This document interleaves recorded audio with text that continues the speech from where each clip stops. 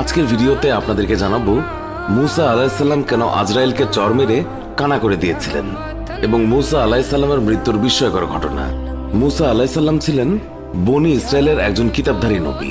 তার জীবনে অনেক বিস্ময়কর ঘটনা ঘটে। মুসা আলাইহিসসালামের বয়স হয়েছিল অনেক, আর সে কারণেই তিনি ঈসা আলাইহিসসালামের উপর কিছু দায়িত্ব দিয়ে বিশ্রামের সিদ্ধান্ত নেয় এবং মনে মনে অতীতের কথা ভাবে। এমন সময় মালাকুল মউত এসে হাজির হয়।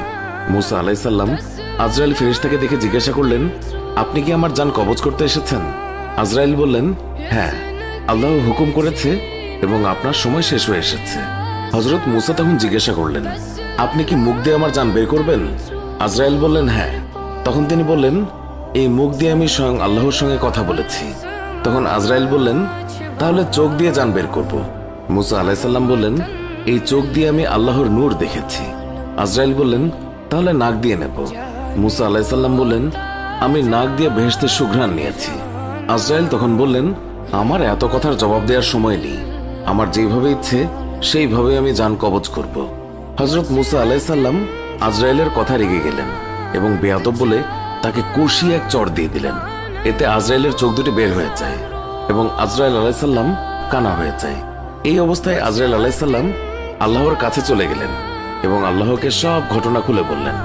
আল্লাহ আজরাইলের চোখ ঠিক করে দিয়ে বললেন, তোমাকে আর তার কাছে যেতে হবে না, তার জান কবজের ব্যাপারটা আমিই দেখব। কয়েকদিন পর আল্লাহ ওহী মারফত মুসা আলাইহিসসালামকে বললেন, হ্যাঁ মুসা, তুমি যদি একটি মেষের পশমের সংখ্যা পরিমাণ হায়াতের জন্য আরজি করো, আমি তোমাকে তত বছর হায়াত বাড়িয়ে দেব। তুমি যত বছর বাঁচতে চাও, আমি তোমাকে তত বছর বাঁচিয়ে রাখবো। হযরত মুসা আলাইহিসসালাম এই কথা শুনে আল্লাহকে জিজ্ঞাসা করলেন, তারপরে কি আমাকে মৃত্যুবরণ করতে হবে? আল্লাহ বললেন, প্রত্যেক মানুষকেই একদিন মৃত্যুবরণ করতে হবে, এমনকি একসময় তোমাকেও তাই করতে হবে। তখন মুসা আলাইহিসসালাম বললেন, তাহলে এখনই আমার মৃত্যু হোক, তবে আমার একটা আবদার আপনার রাখতে হবে। আমি চাই মৃত্যুর আগে আমি একবার তুর পাহাড় দর্শন করে আসি। আল্লাহ মুসা আলাইহিসসালামের আবেদন মঞ্জুর করেন এবং তুর পাহাড়ে যাত্রার আদেশ দেন।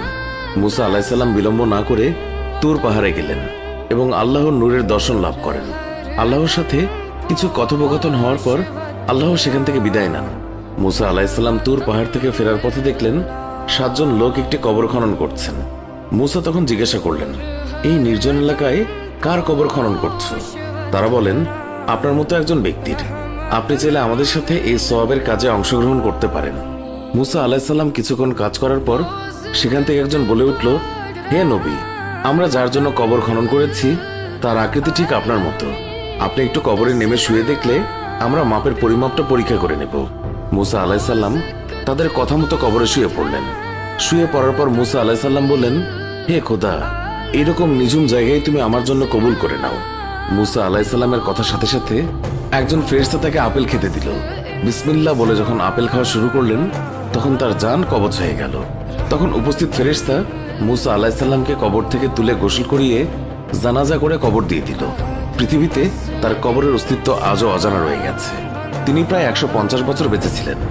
এই ছিল আমাদের আজকের ভিডিও।